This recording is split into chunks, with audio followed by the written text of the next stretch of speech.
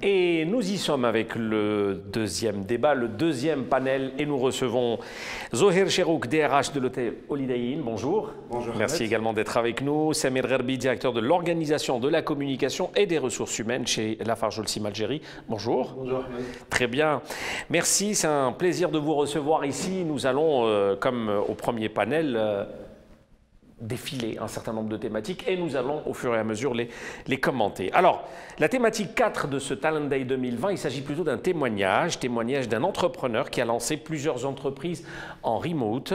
Témoignage de Mehdi Mehni, il est cofondateur de Wingocard, 17 ans d'expérience de travail dans des entreprises de technologie outre-Atlantique, une expérience dans la conduite d'un impact significatif sur le chiffre d'affaires grâce à des initiatives d'acquisition, d'activation et de référence. On écoute ce témoignage et retour juste après.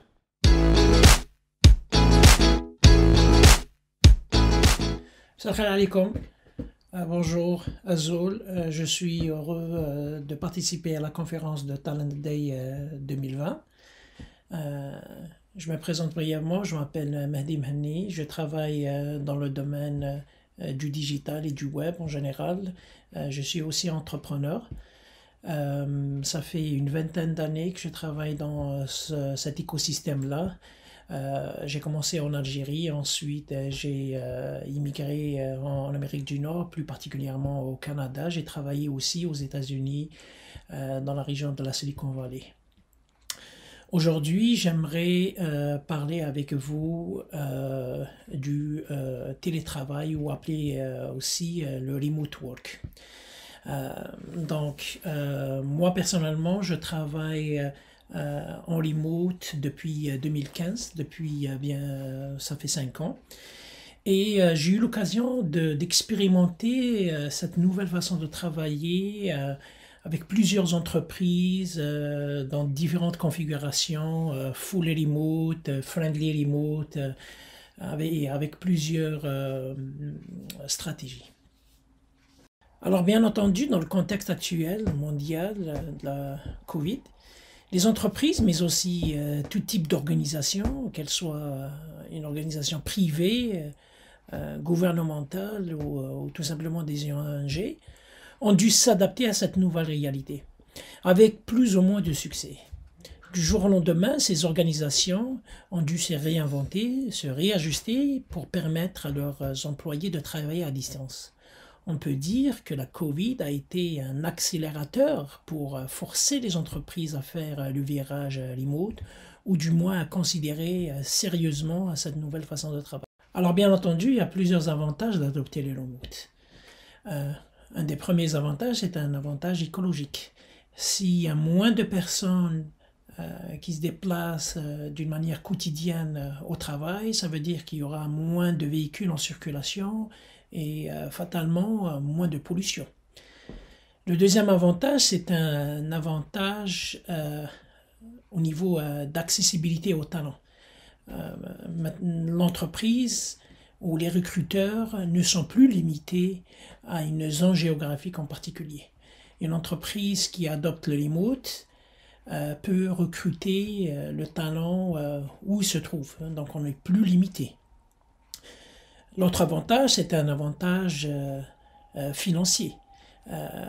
Si on est en remote, donc fatalement, on va réduire des coûts au niveau du loyer, de nos locaux, au niveau de la maintenance, au niveau de l'entretien, du gardiennage, du transport aussi. Pour terminer, un des avantages du télétravail est la productivité des employés.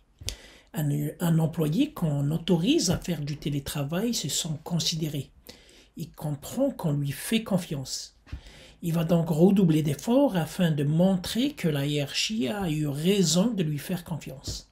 L'employé se sent plus redevable.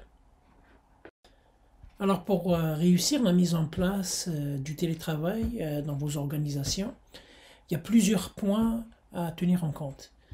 Pour moi, le plus important, le premier point, c'est avant que le télétravail, avant que ça soit une question organisationnelle ou de processus ou même une question d'outils, c'est d'abord une question culturelle. Pour que le télétravail fonctionne réellement, vous devez vous assurer que tout le monde dans l'entreprise le comprend, à commencer par la direction. Vous devez identifier les avantages et pourquoi vous l'avez choisi par rapport à l'environnement de bureau. Il faut l'intégrer, il faut intégrer ces raisons dans votre culture d'entreprise. Le prochain point, c'est l'environnement de travail. Le travail à distance vous oblige à vous assurer que tous les membres de votre équipe ont correctement configuré leur espace de travail. Les réunions au bureau seront remplacées par des appels vidéo. Donc il est important d'investir dans une bonne configuration. Au niveau du bureau, des chaises, il faut avoir des chaises ergonomiques, un bel équipement au niveau des moniteurs, et parfois il faut avoir plus d'un écran, un bon équipement aussi audio au niveau de vidéo. S'assurer aussi de travailler dans un espace fermé avec une bonne luminosité. Il est indispensable que tous les employés disposent d'une bonne connexion Internet et stable. Le prochain point, c'est au niveau de la méthodologie. Adopter une méthodologie de gestion de projet centrée sur les équipes, telles que Scrum ou Kanban, est très recommandée dans des organisations de type remote. Ces méthodologies permettent à vos équipes de s'auto-organiser et d'être autonomes. En implémentant ce type de méthodologie, cela permettra à tous les membres de vos équipes d'être alignés sur les priorités et les objectifs à atteindre. Le prochain point, c'est la transparence. La transparence et l'ouverture à tous les niveaux doivent faire partie de votre culture d'entreprise. Pour que les équipes remote fonctionnent bien et soient autonomes, tout le monde doit être ouvert à propos de ce qu'il fait et de sa progression. Les dirigeants doivent être honnêtes sur l'état de l'entreprise s'ils veulent que leurs équipes créent de la valeur et s'attaquent aux défis auxquels l'entreprise est confrontée. Finalement, la transparence favorise la collaboration et crée un environnement où les gens peuvent apprendre et s'entraider. Un des points à prendre en considération, c'est la communication. Quand on travaille dans une équipe remote, il est très important que tous les membres de cette équipe gardent une communication claire et fluide et passer d'un mode de communication informelle à une communication formelle. Il est très tentant aussi parfois d'envoyer des messages à la va-vite par courriel ou par Slack. Mais il est important aussi de prendre un peu de temps pour s'assurer que notre message sera bien compris, qu'on utilise le bon temps pour éviter le va-et-vient. Alors le remote amène un certain nombre de challenges au niveau de l'entreprise et il y a un certain nombre de points de vigilance à prendre en considération. Le premier est l'isolement. Il est très facile qu'un employé se sente isolé, un peu dans son coin, un peu détaché du reste de l'organisation.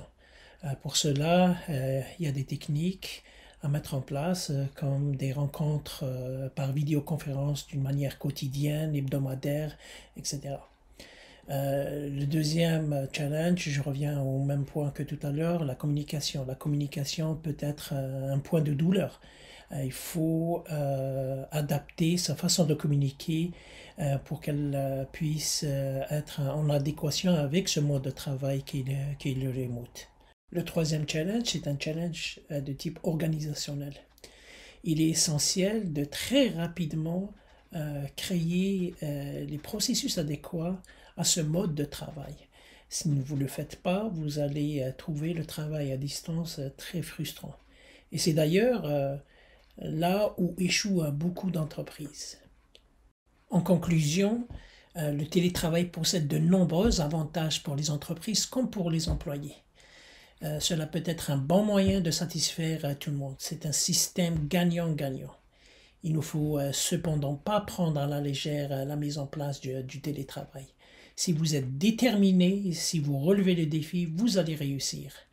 Mais je dois mentionner que le télétravail n'est pas fait pour tout le monde. Certaines personnes ne sont pas tout simplement faites pour faire face à l'isolement. Et certaines organisations ne peuvent tout simplement pas offrir un environnement de travail optimum pour le télétravail.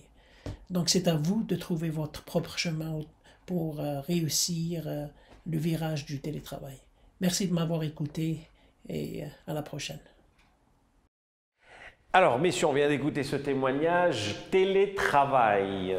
Si je vous pose la question, après Covid-19, ça a été le mot le plus usité depuis le début de cette année 2020. Vous êtes d'accord, Samir ? Effectivement, hein.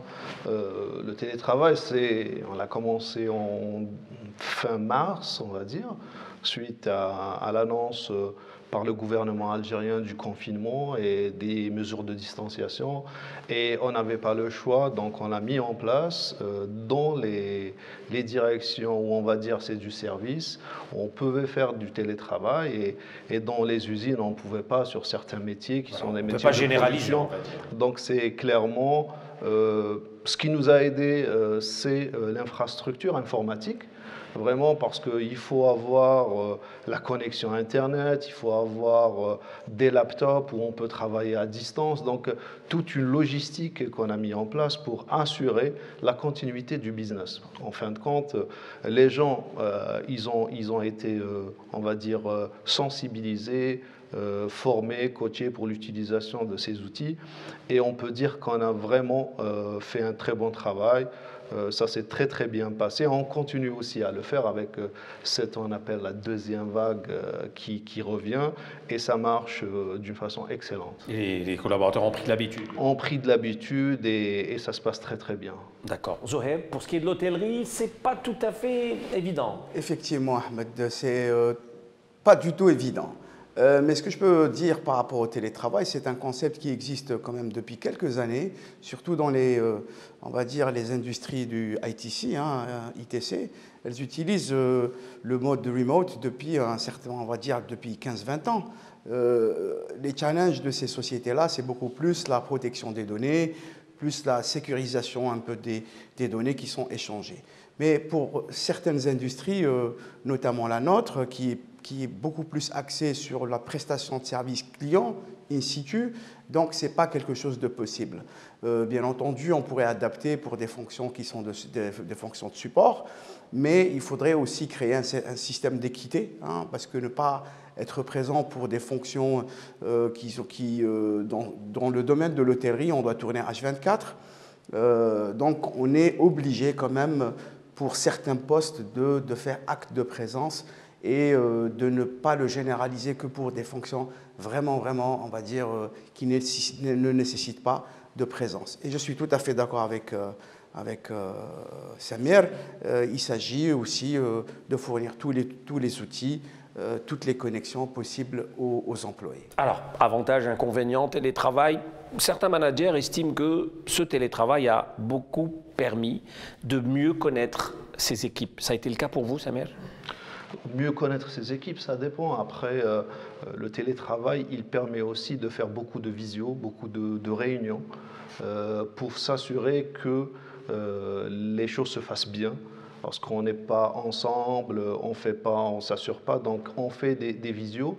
Mais ce qui est aussi intéressant, c'est qu'on voit que contrairement aux gens qui pensent que le télétravail permet aux gens d'être chez eux, de se reposer, c'est le contraire. Les gens, ils sont disponibles, ils sont là, à n'importe quel moment, ils font des réunions, ils font des visios. Même tard dans la soirée. Même tard dans la soirée. Donc les gens aussi, ils commencent à demander de basculer et de revenir vers les bureaux parce que ça leur permet, ils sortent à 16h, à 17h, ils s'assurent qu'après 17h, il n'y a plus rien. Mais le télétravail, il y a des inconvénients et des avantages. Je pense que parmi les avantages, c'est que on s'assure que la pandémie ne s'accélère pas, on s'assure de la santé des gens, on n'a pas des clusters au sein de l'entreprise. Mais par rapport aussi aux inconvénients, c'est que la disponibilité à n'importe quel moment du travailleur chez lui, avec ses enfants, avec ses contraintes, avec la connexion, avec des problématiques comme ça, c'est difficile. Il y a un stress qui se fait, un stress différent. Mais il y a aussi un stress qui s'installe. Mais après, on s'est habitué et ça se passe beaucoup mieux. Je repose ma question peut-être autrement. Est-ce que ça vous a permis, vous, en tous les cas, de détecter, j'ai envie de dire, des talents cachés, des compétences qui n'étaient pas si visibles que cela avant les visioconférences? Mais une fois que vous êtes habitué à faire avec eux des visios, là, vous découvrez la personne autrement. Ce qui m'intéresse personnellement et ce qui intéresse aujourd'hui les HR, c'est l'agilité des gens. C'est leur agilité à s'adapter aux situations. Et c'est ça le point fort de cette, on va dire, ce qu'on a pu tirer de choses positives de cette pandémie et de cette situation, c'est qu'on a trouvé que les gens, ils étaient très agiles et ça nous a permis aussi de découvrir, comme tu le dis, les talents qui font que les choses avancent, le business avance, même si la situation elle est très différente et c'est vraiment de l'agilité. C'est de l'agilité. Zoher, même si dans l'hôtellerie, ce n'est pas vraiment le cas, mais en général. En général, tout à fait. Samir a tout à fait raison d'évoquer ça. C'est, on va dire, à un certain moment, on parlait de l'équilibre vital, c'est-à-dire l'équilibre entre ce qu'on passe comme temps au sein de l'entreprise, avec tous les aléas, avec la circulation, etc.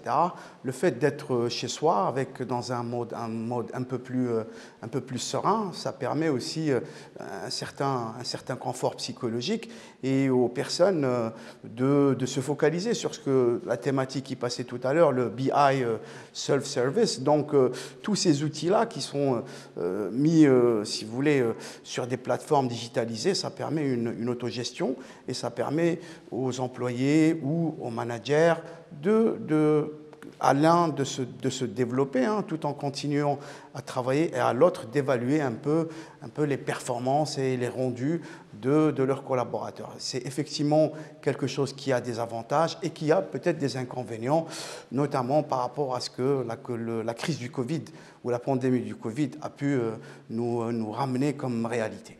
Parfait. Nous restons un peu dans le même sillage. 5e thématique est cette question: comment motiver ses équipes en période d'incertitude? Maria Pia Donati va nous expliquer tout cela. Elle est EO psychologiste chez Central Test, titulaire d'un master en psychologie du travail, double cursus en France et en Italie.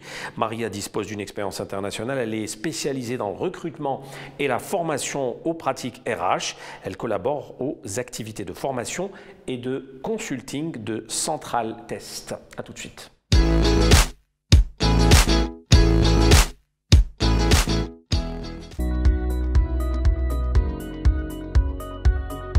Bonjour, je m'appelle Maria Pia Donati et je suis consultante psychologue à Central Test. Aujourd'hui, je vais vous parler de la motivation des collaborateurs en période d'incertitude. Aujourd'hui, l'un des plus grands défis RH est de garder vos collaborateurs motivés au travail. Avec la crise sanitaire, l'énergie de vos collaborateurs est mise à rude épreuve. Cela affecte significativement la motivation de vos équipes et pour les équipes dirigeantes et RH, le défi est colossal. Lorsque l'implication manque, les difficultés se font ressentir et impactent directement vos performances. Burnout, bore-out, brown-out, absentéisme, turnover sont les symptômes les plus fréquents d'un manque de motivation. Les impacts de la motivation sont tellement grands qu'approfondir et traiter ce sujet est encore plus important aujourd'hui. S'occuper de l'engagement des collaborateurs permet d'éviter pas mal de problèmes, mais apporte aussi beaucoup de fruits. Les études montrent en fait qu'un collaborateur engagé est plus productif, plus créatif, moins absent, plus loyal à l'entreprise. En plus, la motivation et le bien-être des salariés contribuent à la santé de l'entreprise à long terme, à la satisfaction et à la fidélité des clients, à l'ambiance de travail ainsi qu'au succès financier. Mais comment trouver les solutions adaptées pour mobiliser dans un contexte incertain? Comment agir avec précision pour actionner les bons leviers en termes de motivation? Mon premier conseil est d'analyser les besoins et les motivations de chacun. C'est important de garder à l'esprit que les facteurs qui motivent un collaborateur ne sont pas les mêmes pour tous. Ces facteurs peuvent changer profondément en fonction de la personnalité, de l'étape de vie, de la culture, de l'âge, de la génération du collaborateur. Par exemple, les jeunes vont avoir plus souvent une grande soif d'apprendre, d'évoluer rapidement, alors que les générations plus seniors sont souvent attirées par d'autres aspects comme la stabilité et les transferts de compétences. Les personnes les plus extraverties ont plus besoin de reconnaissance et de la possibilité de se développer, tandis que les personnes sensibles aux émotions accordent une plus grande importance aux conditions de travail et à la possibilité d'interagir avec les autres. Donc c'est pour ça, la motivation mérite vraiment d'être évaluée individuellement. Chaque personne a ses propres besoins, il est donc fondamental de comprendre les besoins de chaque collaborateur. Les méthodes sont multiples, un entretien, un questionnaire avec des questions ouvertes, un test. L'idée est vraiment d'interroger tout le monde de la façon la plus adaptée à votre contexte et à votre communication. Mon conseil est de coupler une approche écrite plus quantitative avec une orale plus qualitative. Par exemple, un test de motivation avec un entretien de restitution pour approfondir les résultats. La motivation est quelque chose aussi qui change dans le temps et en fonction du contexte. Nous en rendons bien compte aujourd'hui avec les bouleversements liés à la Covid-19. Nos repères ont changé et par conséquent, nos sources de motivation aussi. C'est pourquoi mon deuxième conseil est d'évaluer la motivation à différents moments. Une fois ne suffit pas, il faut évaluer à différentes étapes de la vie professionnelle. Il est important de mettre en place des évaluations et des feedbacks réguliers concernant la motivation. Pour la fréquence, je dirais qu'il n'y a pas de recette magique, mais une fois par an, il est important de prendre la température à ce sujet. Mais au-delà d'évaluer et de faire un plan individuel, du coup pour améliorer la motivation, il est aussi important de faire des actions parallèles. Quels sont les leviers donc, les plus urgents sur lesquels travailler? Je vous présenterai maintenant les 3 leviers qui sont à traiter actuellement et dans le futur proche. Le manque de lien avec les collègues et avec la société ressenti à cause du travail à distance et du confinement démotive. La recherche montre que les collaborateurs travaillant dans un environnement permettant une interaction avec les autres seront plus enthousiastes et motivés par leur travail. Or, la convivialité trouve sa source dans la création de souvenirs partagés et dans les échanges. C'est pourquoi je vous conseille de créer des moments de partage entre les équipes, petit déjeuner pour fêter les petites victoires du quotidien, moments de pause café ensemble, même à distance, séminaires professionnels et team building pour souder les équipes. Autre facteur social d'importance, c'est la confiance accordée aux collaborateurs. Quelqu'un qui a la possibilité de réaliser ses missions en bénéficiant d'une certaine liberté et d'une marge de manœuvre vis-à-vis de sa façon de travailler sera plus motivé parce qu'il pourra percevoir davantage le sens de son travail. Invitez donc vos responsables à se concentrer sur l'atteinte des objectifs plus que sur le comment les atteindre. Par exemple, il vaut mieux éviter de demander d'être tout le temps joignable. Il est plus bénéfique de définir des points réguliers pour une bonne transmission des informations et une vérification du travail effectué. Pour le reste, accorder liberté et autonomie, ce qui implique horaires flexibles et autogestion aussi de leur temps de travail. La reconnaissance est également un facteur clé. Les recherches en psychologie montrent qu'un collaborateur qui se sent reconnu et valorisé aura une estime de soi et un sentiment de compétence plus élevé et sera donc plus enclin à fournir des efforts pour son entreprise. La reconnaissance permet aussi de développer l'engagement affectif des collaborateurs envers l'entreprise et est également facteur de sens. N'hésitez donc pas à inviter la direction et les managers à exprimer la reconnaissance concernant les travails, les compétences, mais aussi la qualité des collaborateurs. Remerciements, félicitations, bonus financiers, formation, les formes de reconnaissance symbolique ne sont évidemment pas à négliger. Pour conclure, il est primordial de se focaliser et d'investir dans la motivation de vos équipes. Pour le faire, il faut déjà connaître ce qui les motive personnellement au travail et mesurer la motivation régulièrement. Au vu du contexte, il paraît aussi essentiel de proposer des temps de partage, d'encourager la confiance et de récompenser tous les efforts. Merci pour votre attention et pour votre écoute.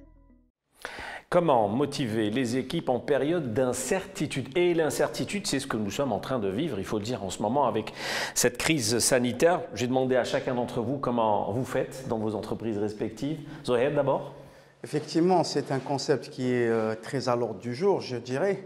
Sauf que dans le domaine de l'hôtellerie, là où je travaille moi, nous avons ce type déjà d'outils qui existaient avant la crise, l'employé du mois, l'anniversaire, les réunions mensuelles avec la direction, tout en partageant des moments de convivialité, etc. Cela existe. Mais aujourd'hui, avec toutes les restrictions de distanciation physique que nous devons appliquer, il est plutôt, on va dire, recommandé de créer d'autres espaces qui nous permettent de remotiver les personnes à distance, bien entendu, avec des outils, comment dire, des outils IT. Il est possible de créer des petits panels de groupe où on parle les challenges que nous devons avoir et bien entendu reconnaître de manière à faire des newsletters où vous avez des personnes qui sortent chaque mois et qu'on félicite, des postcards de remerciements. Tout ça, c'est quelque chose qui peuvent aujourd'hui être utilisés à l'instar de ce qui se fait même au moment où il n'y a pas de crise. Voilà, c'est tout ce que je pourrais dire par rapport à la motivation, ce que disait la speakerine maintenant. Voilà. Pour vous, Samir? C'est exactement la même chose. La motivation, c'est un sujet qui est éternel. Hein. Comment garder les équipes motivées à n'importe quel moment et dans n'importe quelle crise. Particulièrement durant l'incertitude. Durant l'incertitude. Maintenant, durant cette pandémie de Covid-19, on travaille beaucoup sur l'aspect social et l'aspect prise en charge des gens et l'aspect, on va dire, positiver avec les équipes et de trouver d'autres sujets qui les font sortir de cette routine qui est très négative. Chaque jour, on parle que de maladies, que d'infections et tout. Maintenant, on a lancé quelques actions au sein de l'entreprise. On a lancé des concours des dessins pour les enfants des salariés. Ça a donné vraiment une bouffée d'oxygène à tout le monde. Les gens, ils se sont mis à dessiner avec leur enfant, préparer les dessins et on a fait presque 60 enfants lauréats avec des communications et tout. On lance aussi des plateformes de formation à distance qu'on a appelées Tawar Ma'loumatek, où on fait des concours, des médailles de bronze pour 4 heures de formation en ligne, 10 heures de formation en ligne, c'est en gold. Et après, il faut créer un environnement qui les font sortir de cette routine qui est assez négative. Par contre, aussi, il faut essayer de maintenir le focus sur le business aussi, parce qu'en fin de compte, il ne faut pas s'arrêter complètement et arrêter les usines. Et c'est là aussi il faut de la présence du leadership. C'est ça. Alors, ces collaborateurs, ces employés, ils ont le droit d'avoir peur, parce qu'ils savent pertinemment que leur entreprise ne fait plus de chiffre d'affaires en raison de cette crise. Comment booster leur morale à chaque fois ? Bon, peut-être que pour certaines multinationales, le problème ne se pose pas, mais à un niveau plus bas, il y a certaines entreprises qui souffrent de ce moral des troupes qui a pris un coup. Ils ont peur de se retrouver au chômage technique. Oui, c'est tout le temps, vous savez, c'est tout le temps la communication. Donc aujourd'hui, la communication, elle devient un must. Elle est beaucoup plus ancrée, elle doit être beaucoup plus utilisée que d'habitude. Aujourd'hui, il faut être tout le temps présent. Le rôle du RH aujourd'hui, ce n'est plus uniquement d'être, comme disait moi tout à l'heure, un business partner, c'est aussi d'être quelqu'un qui est tout le temps présent, tout le temps à l'écoute de tous les collaborateurs. Bien entendu, il y a des particularités, des problèmes personnels à qui il va falloir trouver des solutions et des solutions pratiques. Un coup, c'est l'adaptation de planning, un coup, c'est un problème familial, un coup, c'est un problème de maladie. Tout ça, ce sont des choses qui nécessitent de l'écoute et de l'engagement de la part du leadership et de la société vis-à-vis de ses collaborateurs. Alors, par rapport au domaine de l'hôtel, c'est encore plus accru parce que nous avons une énorme énorme baisse du chiffre d'affaires. Il y a une cessation d'activité. Absolument. Ne parlons pas du domaine de l'événementiel ou du domaine de BTPH. C'est des domaines qui ont été très, très impactés, lourdement impactés. Nous, effectivement, nous avons un problème de fermeture de frontières, etc. Donc tout ça, ça nous impacte énormément. Effectivement, il va falloir réoptimiser l'utilisation des effectifs, des collaborateurs, utiliser les compétences, on va dire les cross-functions, c'est-à-dire si vous avez un serveur, vous pouvez l'utiliser par ailleurs pour qu'il puisse être, comment dire, non seulement se développer, mais avoir une autre forme de motivation parce que vous allez le capter pour qu'il apprenne quelque chose d'autre, mais être tout le temps à l'écoute. Ça, j'insiste sur ce point-là. Pour moi, aujourd'hui, l'entreprise, elle ne doit pas uniquement être à l'écoute de l'employé, mais être à l'écoute de la famille de l'employé. Ça, c'est quelque chose qui est très, très primordial. Et je suis tout à fait d'accord avec ce que disait Samer. Le fait de réengager les enfants, c'est quelque chose qui permet aussi une source de motivation pour les employés eux-mêmes. Alors, dans le même sens, dans le même esprit, Samer, aujourd'hui, il s'agit, on est bien d'accord, d'être optimiste face à un pessimisme généralisé. Quelle est, à votre avis, la meilleure posture managériale pour remonter le moral de ces troupes? Alors, pour moi, inéluctablement, c'est la transparence et la communication en continu. Donc, il ne faut pas cesser de communiquer avec les collaborateurs et de donner la vraie réalité. Il ne faut pas maquiller les choses, il faut dire les choses telles qu'elles sont. Parce que les gens ont droit à être informés de ce qui se passe. De la réalité. De la réalité et des vrais chiffres. Si on a une baisse de 40% du chiffre d'affaires, il faut le dire, il ne faut pas avoir peur, parce qu'après les gens, il ne faut pas qu'ils soient aussi, qu'ils rentrent dans une certaine facilité. Il faut qu'ils se retroussent les manches. Par contre, nous, notre rôle de leader et de manager, c'est de trouver des solutions, d'être agile et de trouver les solutions. Par exemple, Ahmed, et ça c'est du concret, hein, on va se lancer dans le GeoCycle. C'est quoi le GeoCycle? C'est le futur. Donc, recycler les produits, les intégrer dans nos fours. Donc, on va créer un nouveau business, une nouvelle activité qui n'existait pas avant dans les produits du ciment. Parce qu'il y a une baisse de chiffre d'affaires sur le béton, il y a une baisse de chiffre d'affaires sur le ciment. On doit recycler les bouts de pétrole, on recycle des huiles usagées, on les intègre. Donc ça doit créer des nouveaux postes de travail. On est sur de nouvelles compétences, on doit développer de nouvelles compétences. On travaille beaucoup sur l'exportation. Donc l'exportation aussi, c'est nouveau en Algérie. Donc les gens, on avait une équipe qui avait on avait 2 personnes sur l'exportation parce qu'on faisait 1000 tonnes, 2000 tonnes. Aujourd'hui, on vient de franchir la barre de 1 million de tonnes d'exportation, chose qui n'est pas facile. On a une équipe aujourd'hui de 20 personnes dans la direction de l'exportation. Et ça, on peut même créer une filiale exportation pour la Lafarge Holcim Algérie. Donc c'est là où le rôle du leader, il vient, c'est de donner une vision à 3 ans, 5 ans, et de dire dans 5 ans, voici les leviers de croissance. On ne va pas rester stagné sur les acquis, on produit du ciment, on vend du ciment.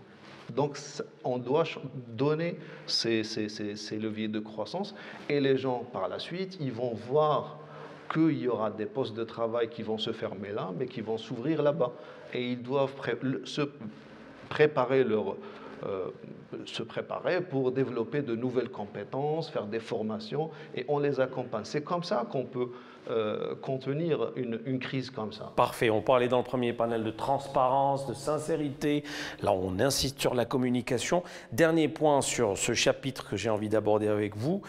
Finalement, cet équilibre vie personnelle versus activité professionnelle. Comment l'aborder avec vos collaborateurs? Est-ce que c'est du cas par cas?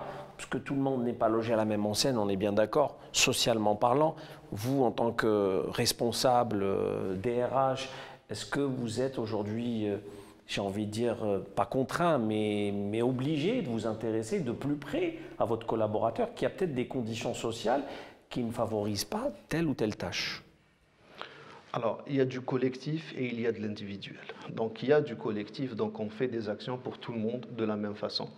Et ça, on le fait chaque semaine, chaque mois avec des actions, comme je l'avais dit tout à l'heure. Et il y a de l'individuel. On a eu par exemple 90 personnes qui ont été touchées par le Covid, on les gérait directement avec leur famille. On a notre médecin, on a mis en place une cellule de crise qu'on se réunit chaque 2 jours, 3 jours, on voit la situation de chaque collaborateur, on l'appelle au téléphone, on le suit individuellement, lui et sa famille. Donc il y a il est réconforté et il sait très bien qu'il y a une entreprise derrière qui ne va pas le laisser tomber. Qui va pas le laisser passer. Et on prend en charge toutes les dépenses en matière de frais médicaux aussi. Donc les hospitalisations, tout ce qui est...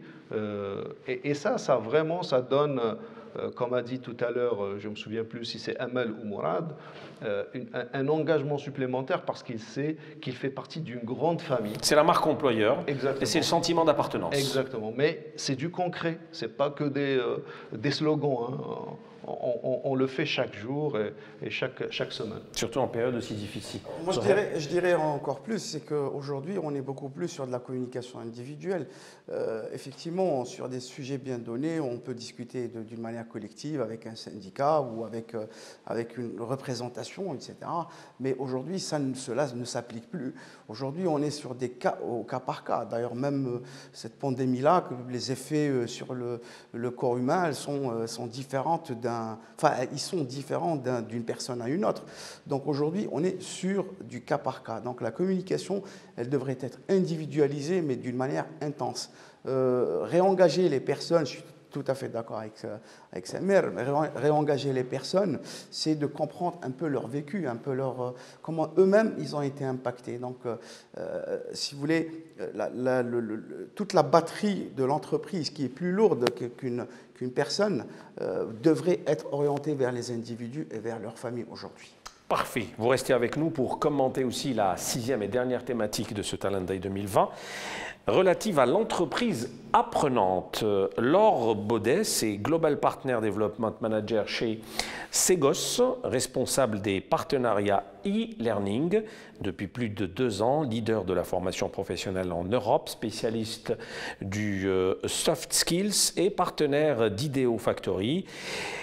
Leader du e-learning au Maghreb depuis plus de 10 ans. Elle nous explique tout cela. On reste bien sûr ensemble et on va commenter juste après. À tout de suite.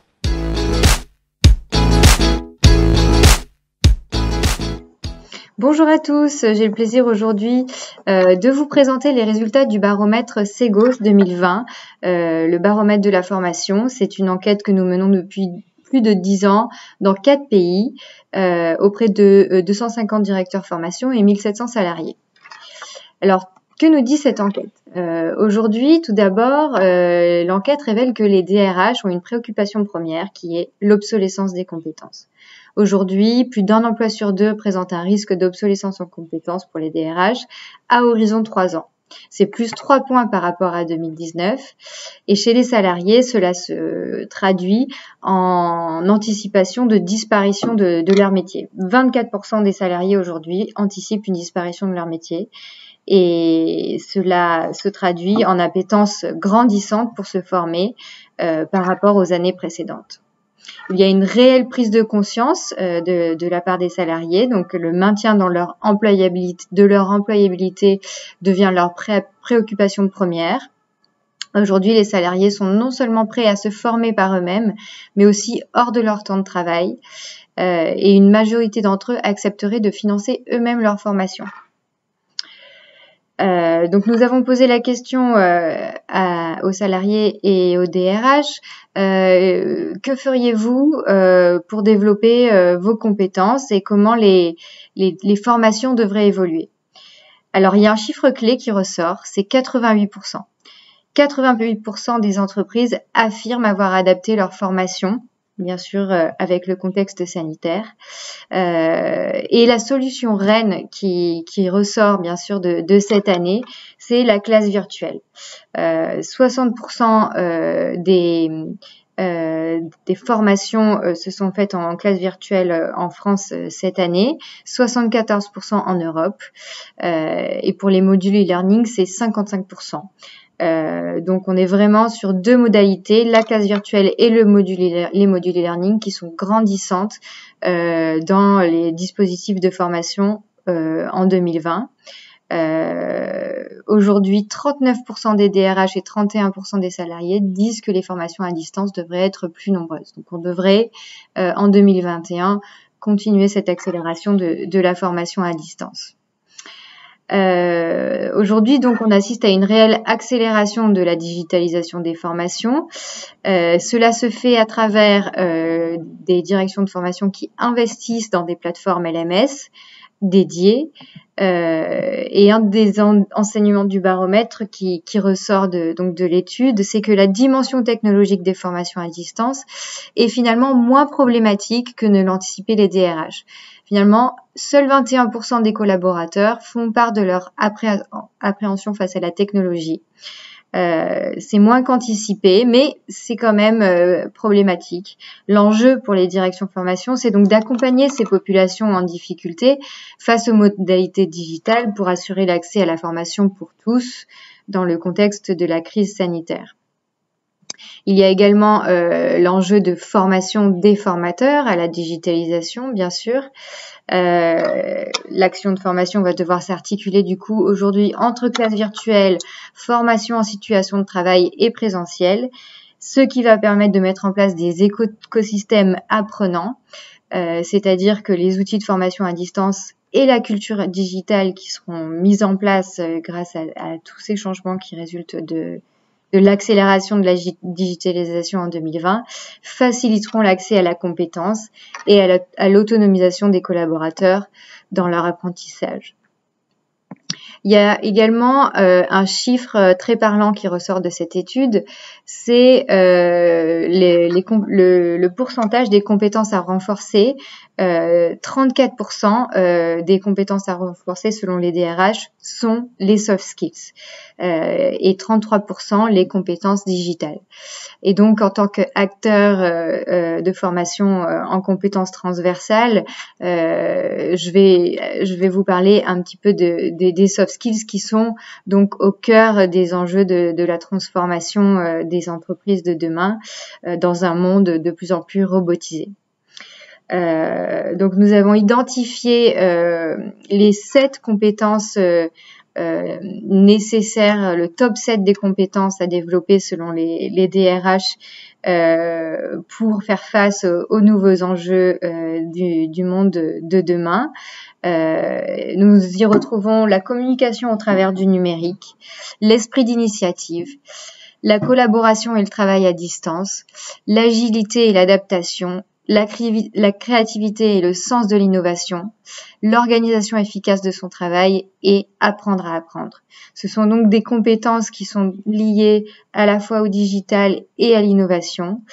Et donc je dirais en conclusion, pour finir la présentation de cette étude, que nous voyons une appétence toujours grandissante pour se former au sein des entreprises. Il y a plus 15 points par rapport à 2018 et donc les collaborateurs et les DRH vont devoir travailler main dans la main pour développer des programmes de formation à la fois en soft skills et en digital et toujours en blended learning pour une efficacité optimale. Voilà, je vous remercie. L'entreprise apprenante, dernière thématique de ce Talent Day 2020. J'ai envie de dire que l'entreprise, elle a beaucoup appris avec le Covid, Samer. Déjà, elle-même. Elle-même, l'entreprise, elle est en perpétuel changement. Une entreprise qui ne change pas, elle va disparaître un jour ou l'autre. Donc, elle refuse le statu quo. Moi, je crois que le Covid, il a accéléré ce changement. Le changement, il y avait ce changement. On allait tous vers le numérique, vers le digital. C'était une évidence. Maintenant, le Covid, cette pandémie a accéléré et a prouvé aux plus résistants récalcitrants que c'était possible de travailler de chez soi, de faire des réunions à n'importe quel moment, d'être opérationnel et performant même si les conditions ne sont pas les mêmes. Donc il y a un grand mind change qui s'est fait sur les gens et qui va permettre de passer à une autre ère. On va dire 2021, ça sera on va dire, une nouvelle organisation. Beaucoup plus flexible. Plus flexible, moins de strates, moins de responsables, moins de management, moins de levier. Il y aura directement donc pour une prise facile de la décision, parce qu'on a vu que de prendre directement la validation par un simple mail, au lieu qu'il y a des signatures qui passent sans signature et tout. Donc il y a une certaine agilité qui se crée dans l'organisation. On a revu les process, on a revu la façon de faire les choses. Donc ça a permis vraiment d'accélérer beaucoup de choses. Donc en parenthèse, merci Covid, c'est dur de le dire, mais... Je ne vais pas le dire. Ouais, c'est exagéré, mais bon. Je vais dire comme ça. Voilà, on va rester mitigé. Merci Covid quand même sur ça. Je dirais que nous, dans la chaîne ISG, on est déjà outillés par rapport à toutes les formations en ligne, etc. Donc c'est quelque chose qui existe à l'instar de beaucoup de sociétés multinationales. Ce qui poserait peut-être problème, c'est l'assise légale en Algérie, qui fait que vous avez besoin vous êtes soumis à une taxe sur la formation professionnelle. Donc c'est quelque chose qui devrait être revu. Merci Covid pour essayer de booster ça, pour qu'on puisse revoir ces dispositifs légaux qui permettent beaucoup plus de souplesse et d'agilité au profit des entreprises qui font déjà ce type de formation en ligne. Donc ce sont des formations à distance qui sont soit en soft skills, soit même en formation hard, c'est-à-dire on peut apprendre à quelqu'un comment apprendre à cuisiner un repas. Donc ça, c'est quelque chose qui réellement existe au sein des sociétés. Nous avons besoin, bien entendu, de renforcer ce type de formation à distance, en fournissant les outils, parce qu'effectivement, il y a beaucoup d'employés qui ne disposent pas peut-être de smartphones ou d'outils qui leur permettent de travailler. Chez nous, à Holiday Inn, tous les employés disposent d'accès à distance. Donc, ils ont des formations qu'ils doivent suivre obligatoirement pendant l'année. Et s'ils ne les suivent pas, ils sont surveillés derrière et on leur dit pourquoi vous n'avez pas suivi, on les rappelle à l'ordre. Et il y a aussi d'autres formations qui viennent par la suite, renforcer ça. Aujourd'hui, on est beaucoup plus sur des formations dans le domaine de l'hôtellerie qui portent sur le deep cleaning, donc tout ce qui est nettoyage. Donc, si demain quelqu'un vient chez nous, il aura l'impression que cette chambre a été construite pour lui. Donc, même pour le client qui vient par la suite, il aura l'impression que c'est la première fois que cette chambre est occupée. Donc, on est sur ce sujet-là plutôt, et c'est ce type de formation qui viennent se rajouter, mettre à jour un peu par rapport au Covid, qu'on remercie par rapport à ça. D'accord, alors on le dit avec humour, bien sûr, il ne faut pas le prendre au premier degré. Malheureusement, cette pandémie a touché la planète entière. En Algérie, il n'y en a pas un qui a été touché de près ou de loin. Un proche, malheureusement, qui a perdu la vie à cause de ce coronavirus. Donc, une nouvelle fois, nos sincères condoléances et on est très attristés en tous les cas de cette situation par laquelle passe la planète et le pays en particulier. Je reviens maintenant au sujet, puisqu'on arrive quasiment à la fin. L'entreprise apprenante, aussi l'entreprise qui doit évoluer avec son environnement, qui doit, j'ai envie de dire, suivre le rythme de la musique au fond. Exactement. Donc, il y a trois types d'entreprises, on va dire. L'entreprise qui crée le changement ou qui est actrice du changement. Et moi, je ne pense pas qu'on est parmi ces entreprises, sauf pour l'innovation des quelques produits et tout. Et il y a les entreprises qui subissent le changement, donc ils doivent être réactifs au changement et anticiper même ce changement. Parce que si on va, par exemple, la Farjol Ciment en Algérie, ça fait 5 ans, 6 ans, on avait un manque de production, on importait le ciment. Aujourd'hui, on a une surcapacité de 20 millions de tonnes sur le marché. Comment faire pour cette surcapacité? Donc, on subit ce changement et on est en train de faire des choses pour réagir. Et la troisième entreprise, c'est l'entreprise qui est résistance, et celle-là, elle va disparaître. Ce changement, il est là, on fait avec nos collaborateurs. Donc, le profil cherché aujourd'hui, pour en revenir au talent, le profil, c'est les agiles, les gens qui ont le mindset, qui réfléchissent out of the box, qui ont cette possibilité donc d'être agiles à n'importe quel moment. Qui sont proactifs. Proactifs et même qui donnent des solutions, qui sont là, qui sont vraiment dans dans l'agilité. On travaille beaucoup parce que nous, sur notre Talent Review et Succession Plan, on travaille beaucoup sur la partie performance dans le temps et le potentiel. Et pour nous, la Farjol Sim, le potentiel, c'est la capacité des gens à changer et à être performants sur n'importe quel projet, sur n'importe quel sujet, et ils sont dans la créativité. Et c'est là où on va dire notre force dans la Farjol Sim, c'est à chaque fois, il y a des gens qui s'adaptent et qui prennent des responsabilités. On est passé de 75 expatriés à 6 expatriés. C'est grâce aux Algériens locaux qui se développent dans une multinationale, qui innovent dans les centres de recherche et d'innovation en matériaux de construction. Donc pour nous, c'est le profil d'aujourd'hui. C'est les gens qui s'adaptent et qui sont agiles à tous ces changements-là. Soher, la performance qui rime avec l'adaptation au changement, vous êtes d'accord avec Samir? Je suis tout à fait d'accord. Il y a des secteurs où ce n'est pas possible. On est obligé de prester pour des clients.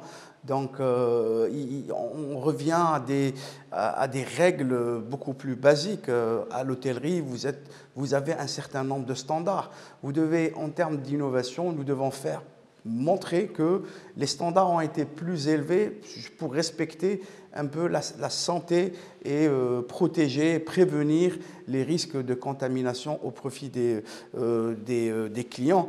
En matière de restauration, on crée un espace plus convivial au profit aussi des clients. C'est ça et même aussi pour les employés, c'est des petites touches qui font qu'aujourd'hui, ils comprennent que cette innovation, elle passe aussi par eux. C'est-à-dire c'est eux qui doivent aussi proposer des choses parce que leur vécu avec un tel ou un tel client leur a permis de remonter cette information et qui va aussi permettre de réadapter les processus à ces changements-là. Entreprise entreprenante, smart entreprise, elle vous parle, cette définition? Pour terminer, Samir? Oui, bien sûr. Aujourd'hui, nous, ce qui est un avantage, c'est qu'on fait partie d'un grand groupe. Donc, automatiquement, à n'importe quel changement, on trouve que d'autres pays sont plus avancés. Donc, il y a un knowledge management dans le groupe, il y a un partage. On peut s'inspirer de ce qui s'est passé dans un autre pays pour trouver des solutions. Néanmoins, il faut l'adapter à un environnement politique, social, économique du pays.